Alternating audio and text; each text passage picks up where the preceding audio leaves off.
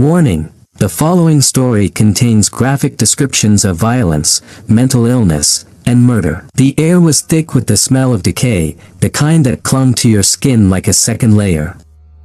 The sky, bruised with the promise of rain, loomed low over us as we made our way through the overgrown trail that led to Camp Lakemont. I hadn't been back to this place since I was a kid, and the memories that flooded back weren't exactly the campfire kind.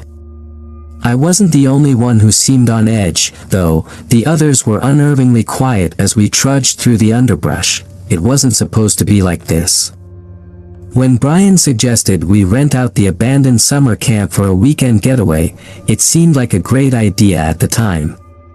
A little reunion of sorts before we all went our separate ways after graduation. We'd heard the rumors, of course. Everyone had. The ghost stories, the missing campers, the unexplained deaths.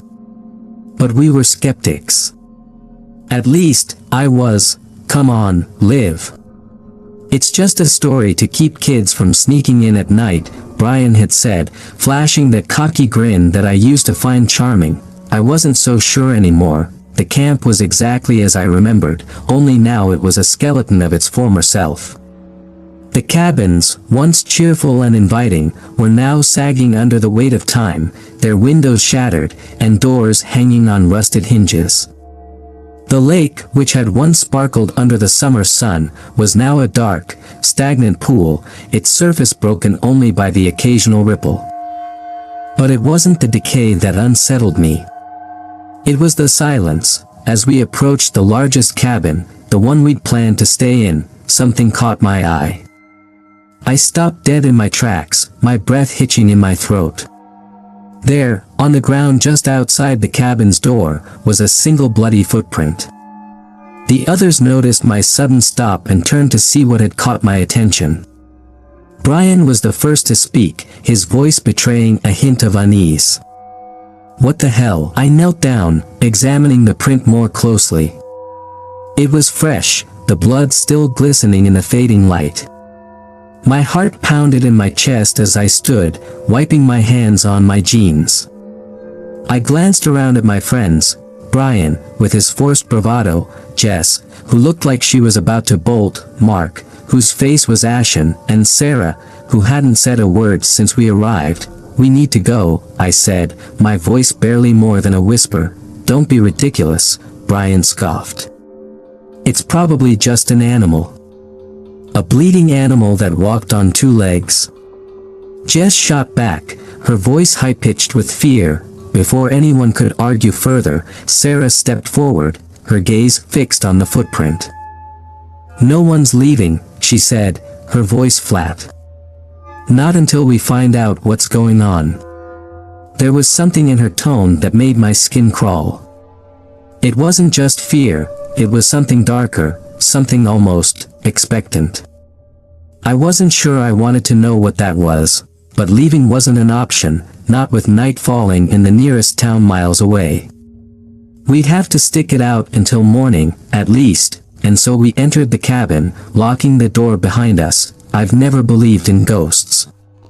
Even after what happened to my brother when we were kids, how he disappeared from his bed one night, leaving nothing but a smudge of blood on the windowsill, I've always told myself it was just a tragic accident. People go missing all the time, right? They're found, or they're not, but there's always a logical explanation. But standing there in that cabin, with my friends around me and that bloody footprint just outside, I could feel the certainty I'd clung to for so long starting to slip away. The cabin was musty, the air thick with dust and mildew. We split up to explore, each of us claiming a corner to inspect for anything useful. The electricity had been cut off years ago, so we relied on flashlights and the occasional flicker of lightning from the brewing storm outside. Every creak of the floorboards, every groan of the wind against the rotting walls, set my nerves on edge. As I sifted through the remnants of what looked like an old counselor's office, I found something that made my heart skip a beat, a faded photograph, half buried under a pile of old papers. It was a group of kids, smiling and carefree, with a familiar lake in the background. But it wasn't the kids that caught my attention, it was the counselor standing behind them. It was me. Or, at least, it looked like me. Same dark hair, same haunted eyes. But that wasn't possible. I wasn't old enough to have been a counselor here. And yet, there it was, staring back at me like a reflection from another life. I quickly stuffed the photo into my pocket. Not ready to share this discovery with the others. Not yet. As the night dragged on, tensions began to rise. The unease that had settled over us turned into outright suspicion. The footprint had rattled everyone, but no one wanted to admit it. Instead, we started turning on each other, latching onto old grudges and unresolved conflicts. Brian, always the instigator, accused Mark of trying to scare us. Mark, usually the peacekeeper, snapped back that maybe it was Brian who had staged the whole thing. Jess sided with Brian, but there was something in her eyes when she looked at me, something accusing, as if she knew about the photo burning a hole in my pocket. And then there was Sarah. She hadn't said much since we got here, but when she did speak, it was in cold, measured tones that sent shivers down my spine. She was hiding something, I could feel it. But what? By the time midnight rolled around, the storm had fully settled in, pounding against the cabin with relentless fury. We huddled together in the main room, the fire we'd managed to start offering little warmth. No one was willing to sleep, not after what we'd found. That's when we heard the whispering. It started as a low murmur, barely audible over the sound of the storm. But it grew louder, more insistent, until it seemed to be coming from all around us. I turned my flashlight towards the door, half expecting to see someone standing there, but there was nothing, just the flickering shadows cast by the fire. Did you hear that? Jess whispered, her voice trembling. We all nodded, too afraid to speak. The whispering continued, rising and falling like the wind, but there were no words we could make out. It was as if the very walls were alive, breathing out some ancient, unknowable language. My skin prickled with a cold sweat, and I felt that old fear clawing its way back to the surface, the same fear I'd buried deep inside after my brother disappeared, and then, just as suddenly as it had started. The whispering stopped. For a long moment, no one moved. We were frozen, waiting for something, anything, to happen. But there was only silence. I think we should go, Mark finally said, his voice breaking the spell. But before we could even stand, the door to the cabin swung open with a deafening crash, slamming against the wall with enough force to send splinters flying. We all jumped to our feet, flashlights darting towards the doorway. The storm raged outside, but there was no one there, just the howling wind and the rain. Did you see that? Brian yelled, his voice barely audible over the storm. See what?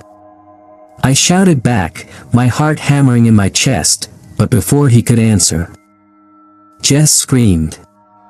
We turned to see her pointing at the floor, where another bloody footprint had appeared, leading from the door into the cabin, only this time, there were two.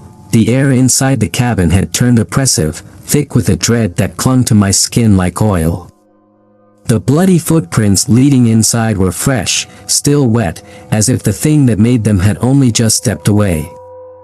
The others stared at them in horror, too paralyzed to move. But I couldn't just stand there, waiting for whatever was out there to come back. I turned on my heel, flashlight beam bouncing wildly as I scanned the room for anything that could be used as a weapon. A broken chair, a rusted fire poker, anything. My hand closed around a piece of wood, heavy and splintered at one end, and I hefted it like a bat. We need to get out of here, I said, my voice tight with panic. Now. No. Sarah's voice cut through the chaos, sharp and commanding. We can't leave. Not yet. Brian rounded on her, his fear boiling over into anger. What the hell are you talking about, Sarah? You want to wait here until it comes back. Sarah didn't flinch. She stood there, calm and unyielding, her eyes locked on mine. "We have to finish this," she said. And there was something in her tone that made my blood run cold. "It's the only way." "Finish what?" I demanded, stepping closer, the makeshift weapon clenched in my hand. "What do you know, Sarah?"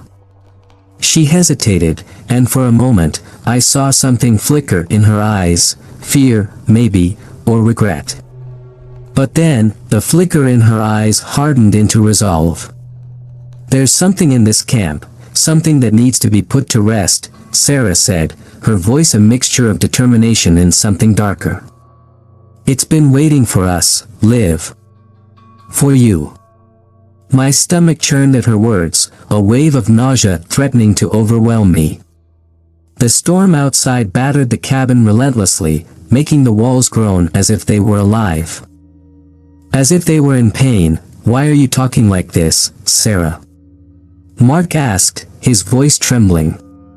He stepped closer to her, his expression pleading. "This isn't you." She looked at him, a cold smile tugging at the corners of her mouth. "Isn't it? Maybe you never really knew me." Before Mark could respond, the lights from our flashlights flickered, then died. The cabin was plunged into darkness so complete that it felt like the shadows themselves had swallowed us whole. I heard Jess gasp, and then the unmistakable sound of someone, moving in the darkness. My grip tightened on the piece of wood, and I swung it wildly in front of me, my breath coming in ragged gasps. "Everyone stay close." I shouted, but my voice was swallowed by the blackness.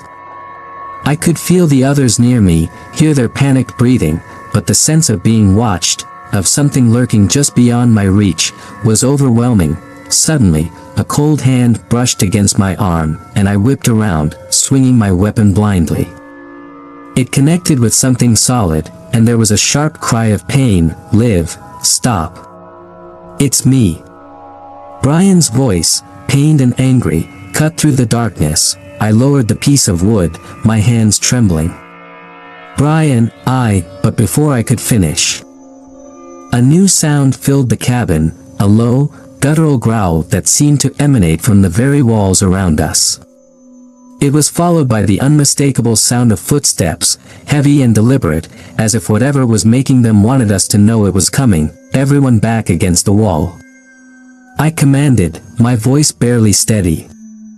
I could feel the others moving, shuffling closer to me, but the oppressive darkness made it impossible to see. The footsteps grew louder, closer, until it felt like they were right on top of us. And then, just as suddenly as it began, the sound stopped. Silence. It was the kind of silence that pressed in on you from all sides, filling your ears until you thought you might scream just to break it. But no one spoke, no one moved. We were frozen, trapped in that terrible moment, waiting for whatever came next, and then, a soft, wet whisper slithered through the dark. "Liv," I jerked in surprise, my breath catching in my throat. The voice was familiar, impossibly familiar. But it couldn't be. It just couldn't. "Liv. It's me." My blood turned to ice. It was a voice I hadn't heard in years, a voice I'd buried deep in my memories. My brother's voice, "Ethan." I whispered, my voice trembling. I didn't want to believe it, but the name escaped my lips before I could stop it. The others must have heard it too, because I felt them tense around me. But there was no time to explain, no time to process the terror that was clawing its way up from the pit of my stomach. "I'm scared, Liv," the voice continued, closer now, almost as if it were inside my head. "Please. Help me." I shook my head, trying to block out the sound, trying to convince myself it wasn't real. But the fear was too strong, the memories too vivid.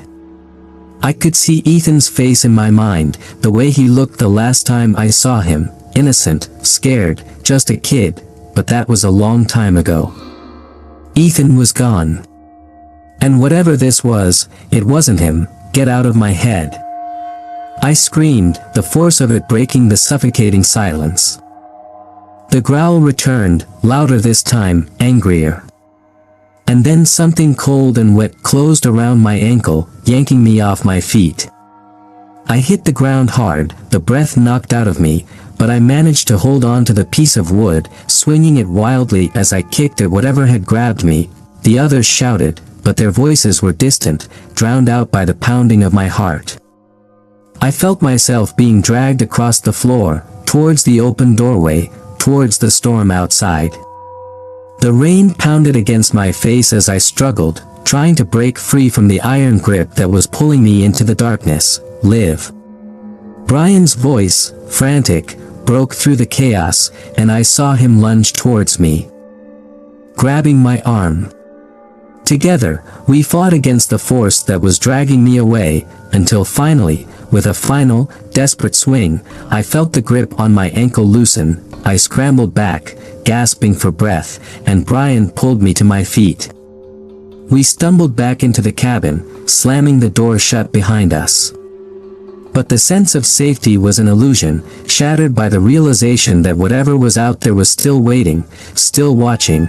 We huddled together in the center of the room, the darkness pressing in on us from all sides.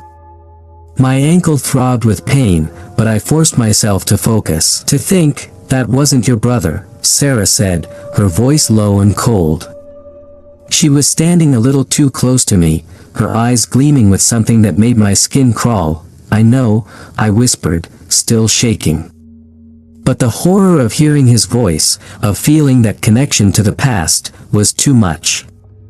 It had cracked something inside me, something I wasn't sure I could piece back together. What the hell is going on, Sarah? Jess demanded, her voice tight with fear. You know more than you're telling us. Sarah looked around at us, her expression unreadable. And then she sighed, as if she had been carrying a burden too heavy for too long. This place. It's cursed, she began, her voice heavy with the weight of the words. There was a ritual. Years ago. They tried to summon something, to bind it to this place. But it went wrong, terribly wrong. Instead of controlling it, they unleashed it. And now it's trapped here, feeding on anyone who comes too close. Feeding on what? Mark asked, his voice barely more than a whisper. On fear, Sarah said simply. On memories, on pain. It uses what you fear most, what you regret, to break you down. And once it's inside your head, it never leaves. My blood ran cold at her words. The thing in the darkness, the voice that had mimicked my brother, it wasn't just a ghost. It was something far worse. And it had me in its sights, but why now? I asked, my voice trembling. Why us? Sarah's gaze flicked to me, and the look in her eyes made my stomach twist. Because of you, Liv. You're the one it's been waiting for. I recoiled, shaking my head. What are you talking about? You were here before, weren't you? She pressed, her tone insistent. When your brother disappeared. This place marked you, Liv. It's been waiting for you to come back, so it can finish what it started. I staggered back, my mind reeling. The memories I had fought so hard to bury came flooding back. The night my brother vanished, the blood smeared on the window. The way I had felt something watching me ever since. You're lying, I spat, but the words felt hollow, even to me. Sarah shook her head, her expression almost pitying. You know I'm not. Before I could respond, the cabin door slammed open again, this time with such force that it splintered off its hinges. The wind howled into the room, carrying with it the unmistakable stench of decay, and then we saw it. A figure stood in the doorway, silhouetted against the storm. It was tall, impossibly thin, its limbs elongated and twisted, as if something had tried to mold a human shape but failed. Its eyes, black, empty voids, locked onto mine, and I felt an icy tendril of fear coil around my heart. But it wasn't the figure that made my blood run cold. It was the thing it was holding, a small, tattered teddy bear, one I hadn't seen in years, my brother's bear, Ethan. I breathed, the name slipping from my lips before I could stop it. The thing in the doorway tilted its head, as if considering me. And then it spoke, in a voice that was a twisted mockery of my brother's. "Live, help me." It stepped into the cabin, and the world seemed to tilt on its axis. The air around it grew colder, the walls of the cabin groaning in protest as it moved closer. I wanted to run, to scream, but my legs refused to obey. I was rooted to the spot, trapped in the gaze of the thing that wore my brother's voice. "Live, we have to go." Brian's voice, distant and panicked, broke through the haze of terror, but I couldn't move. I was paralyzed, staring into the abyss of those empty eyes, feeling the weight of all the years of guilt and fear pressing down on me. "Live, please." Jess screamed, grabbing my arm and yanking me back. Jess's desperate tug snapped me out of my trance, and I stumbled back, nearly colliding with the others. The creature, a grotesque mockery of my brother, took another step forward, the wooden floor creaking under its unnatural weight. Its movements were slow, deliberate, as if savoring our fear. "Live." It whispered again, the voice distorting, cracking like a broken record. "Don't leave me. Move." Brian's shout cut through the terror, and he grabbed my other arm, dragging me toward the back of the cabin. Mark and Jess followed, their eyes wide with terror. Sarah stayed behind, her gaze locked on the creature. She seemed almost transfixed by it, as if she were trying to understand something beyond our comprehension. I wanted to call out to her, to tell her to run, but my voice caught in my throat. "We have to go out the back," Brian said, his voice strained as he kicked open a small door leading to another room. We all scrambled through it, our breaths coming in panicked gasps. The room was even darker, the air thick with the smell of mold and rot. There were no windows, only the faintest slivers of light seeping through the cracks in the wooden walls. "Where's Sarah?" Mark asked, his voice trembling. "We can't worry about her right now." Jess snapped, her fear manifesting as anger. "We have to get out of here. We can't leave her." I protested, my heart pounding. But before I could move to go back, a sickening, wet crunch echoed from the room we'd just fled. The sound was followed by a low, guttural growl that made my blood turn to ice. "Live." The creature's voice was louder now, closer. It was coming for us. I wanted to go back for Sarah, but the sheer terror that gripped me was too overwhelming. The guilt gnawed at me, but survival instincts kicked in. We needed to get out, now, this way. Brian said, leading us toward a narrow set of stairs that spiraled down into the darkness below. The basement, every instinct screamed at me not to go down there, but there was no other choice. We descended the stairs, each creak of the wood under our feet amplifying the suffocating fear that surrounded us. The air grew colder, damper, the smell of decay more intense as we reached the bottom. The basement was a cavernous space, filled with old, broken furniture, rusted tools, and forgotten memories of the camp's past. It was a tomb. I glanced around, desperately searching for an exit, but all I saw were walls closing in on us. "We're trapped," Mark whispered, his voice shaking. "There has to be a way out," Brian insisted, his flashlight beam darting around the room. "There's always a way out." But before he could move, the sound of slow, deliberate footsteps echoed from the stairs above. The creature was following us, taking its time, savoring the hunt. I felt the walls of the basement closing in, the darkness growing thicker, more suffocating. It wasn't just the creature, it was this place. It was alive, feeding off our fear, our desperation. And it wasn't going to let us go. "What is this thing?" Jess whispered, her voice barely audible. "It's not just a ghost," I said, my voice trembling. "It's something worse. It's been feeding on this place for years, on the fear, the pain.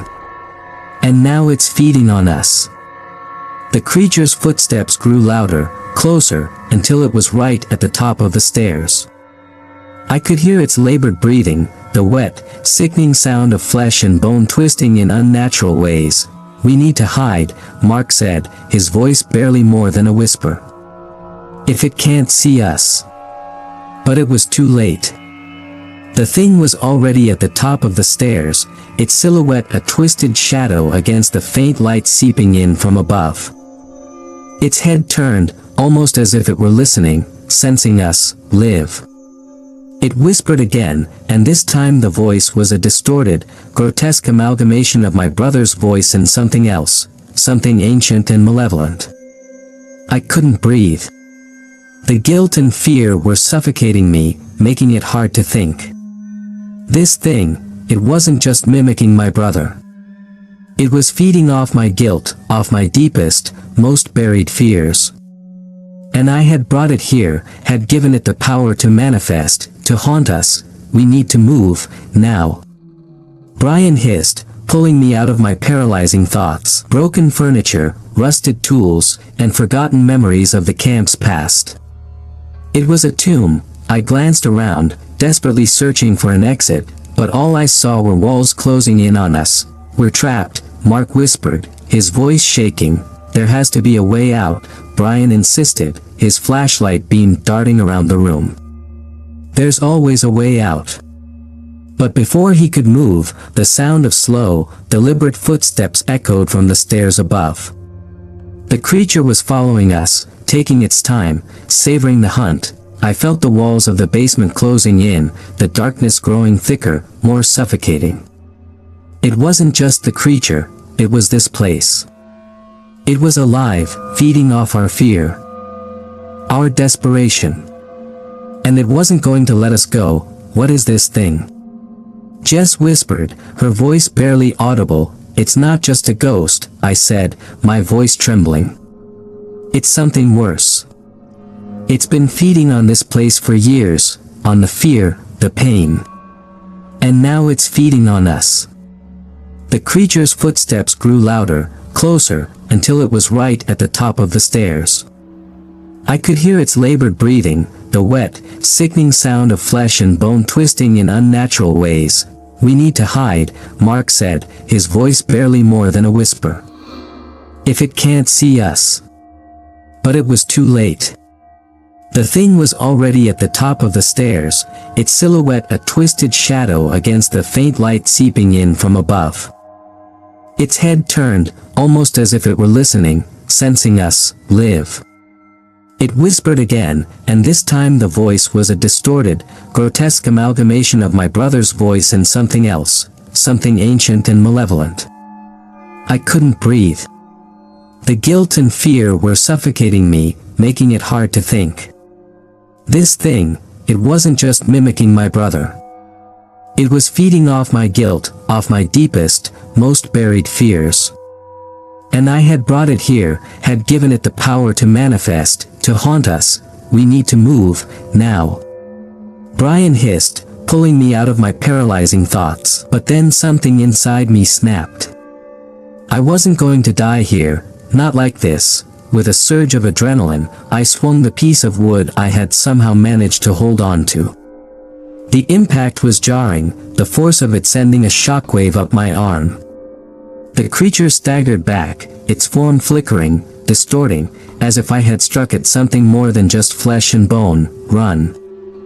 I screamed, the command tearing through the fog of terror that gripped us. Brian grabbed Jess, pulling her towards the far end of the basement, where a faint light glowed. Mark followed, his face a mask of terror.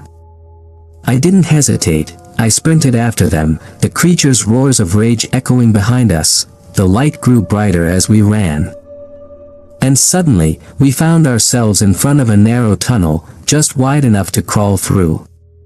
The air inside was cold, damp, but it was the only way out. "Go. Go," Brian urged, shoving Jess into the tunnel first. She scrambled through, her breath coming in panicked gasps. Mark followed, his movements frantic. I was about to crawl in after them when I felt a cold, wet hand wrap around my ankle, yanking me back. I screamed, kicking out wildly, but the grip was like iron. The creature's face loomed in front of me, its eyes burning with fury. "Live." It hissed, its voice a twisted snarl. "You can't escape." But I wasn't going to let it win. I wasn't going to let it drag me down into the darkness. With a final, desperate burst of strength, I kicked out with all my might, and the grip on my ankle loosened just enough for me to pull free.